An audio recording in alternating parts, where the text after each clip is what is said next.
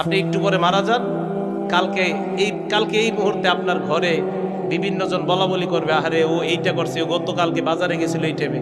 পরের দিন বলবে আহারে ও এই শীতের কাপড়টা পরতো।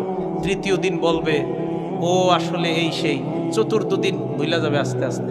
পঞ্চম দিন মোটামুটি, আস্তে আস্তে 1-1.5 মাস যাবে।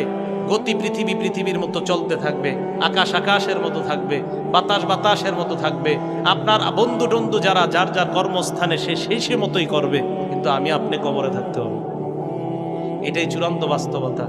ইমানদারকে যখন বলবে আমি ইমানদারকে সত্যায়ন করলাম, আমার ইমানদার বান্দা যা বলছে সত্য কথা, এই কথা বলার পর আল্লাহ বলেন আফরিশুহু মিনাল জান্নাহ, আমার ইমানদার বান্দাকে কবরের মধ্যে দুনিয়ার মানুষ 3টা পাতলা কাপড় দিয়ে পাঠাইছে।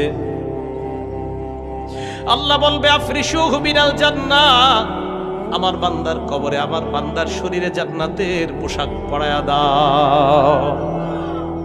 এরা পাতলা কাপড় দিছে, ওকে জান্নাতের পোশাক পরাও। আফরিশুহু মিনাল জান্নাহ, তার কবরে জান্নাতের বিছানা বিছায়া দাও। ওয়ালবিসুহু মিনাল জান্নাহ ওয়াফতাহু লাহু বাবান ইলাল জান্নাহ। দেখেন কি কয়, ইমানদার বান্দার কবর থেকে জান্নাত পর্যন্ত একটা দরজা খুলে দাও, জান্নাত থেকে যেন ইমানদার বান্দা জান্নাতের নিয়ামতগুলা দেখতে পায়। হাদিসে কি আসছে দেখেন, বান্দা জান্নাতের দিকে তাকায়, তাকানোর পর যখন দেখবে হুর খেলমানরা নাচানাচি করে, বান্দার মন চাইবে স্পর্শ করার জন্য। আল্লাহ বলবে থাম থাম, নাম কানাউমাতিল আরুস, বাসর রাতের দুলার মতো ঘুমিয়ে যা। লা ইউকিজুহু ইল্লা আহাব্বা আহলিহি, যাকে তার প্রিয়তমা ছাড়া অন্য কেউ ডাক দেয় না।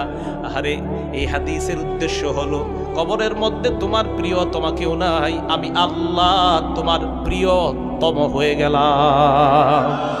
আল্লাহ প্রিয়তম, আমি কিয়ামতের মাঠে তোমাকে উঠাবো, ঘুমাও ঘুমাও।